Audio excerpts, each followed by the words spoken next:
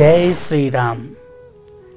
आप सभी भक्तों का और सभी दर्शकों का हम हार्दिक स्वागत और हार्दिक अभिनंदन करते हैं। आज हम हनुमान जी व भीम के बारे में चर्चा करेंगे। वनवास में पांडव अर्जुन इंद्रलोक गए होते हैं दिव्य अस्त्रों की खोज में। भीम कहीं और गए होते हैं और नकुल, सहदेव और युधिष्ठिर एक जंगल में लकड़ी काट रहे होते हैं।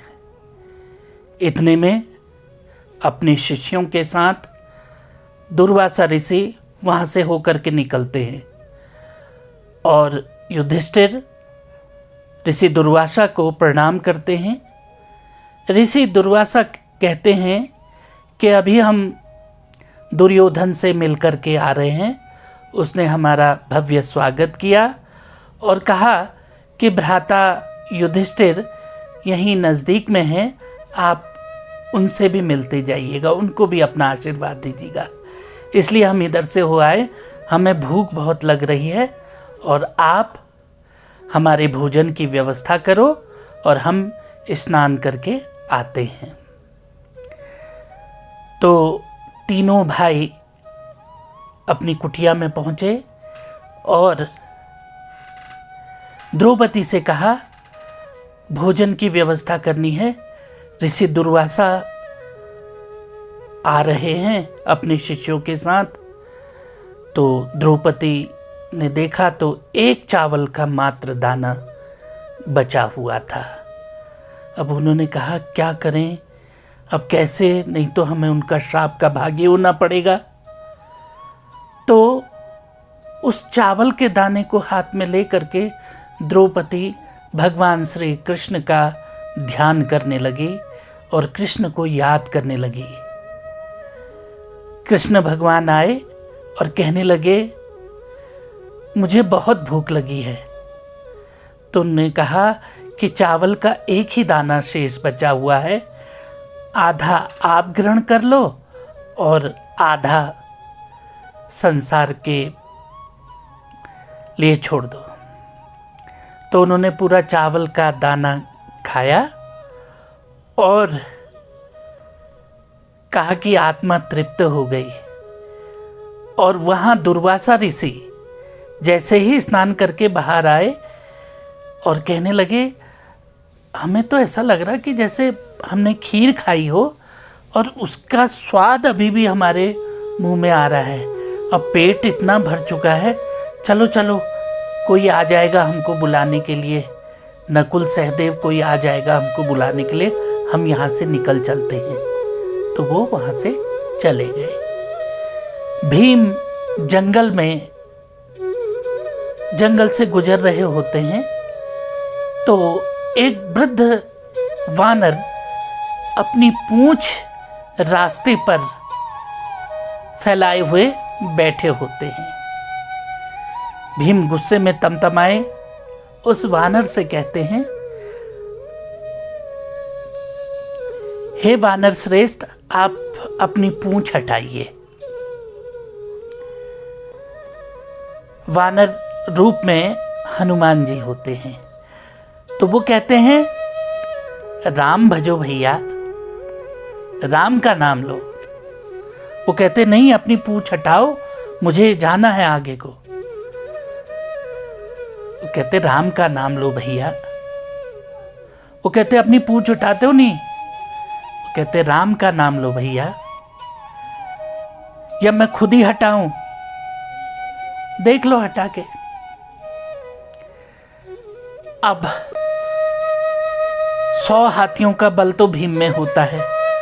अब वो चले हैं हनुमान जी की पूंछ हटाने के लिए, पूरा जोर लगाते हैं, पसीने पसीने हो जाते हैं, लेकिन वो पूंछ नहीं हटा पाते।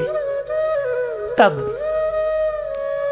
भीम हनुमान जी के सामने आते हैं और प्रणाम करते हैं और कहते हैं, हे वानर श्रेष्ठ, कहीं आप हनुमान तो नहीं?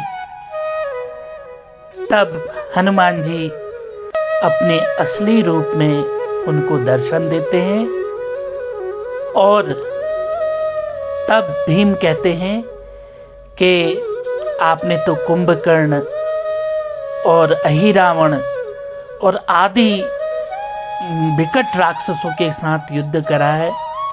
अब जो धर्म युद्ध हम करने जा रहे हैं उसमें हमारी सहायता कीजिए। तो वो कहते हैं कि सत्य की हमेशा जीत होती है और मैं तुम्हारे ध्वज में हमेशा तुम्हारे साथ रहूंगा। तो और राम का नाम लेने को उनको कहते हैं और वो भी, भीम भी राम का नाम लेते हैं। तो देखिए, अगर हमें हनुमान जी की कृपा प्राप्त करनी है, अगर हमें हनुमान जी से कुछ मांगना है, तो वो पूर्ण कब होगा? जब आप राम भजेंगे। राम राम राम, या श्री राम जय जय राम। इस महामंत्र का जाप आप हनुमान जी के मंदिर जाते हैं तो हनुमान जी के मंदिर में बोलिए श्री राम जय राम। हनुमान जी प्रसन्न हो जाएंगे। वो इतने प्रसन्न हो जाएंगे कि आपका काम बन जाएगा। लेकिन बाहर इस मन से बिल्कुल नहीं, अंतरात्मा से, अंदर से बिल्कुल डूब करके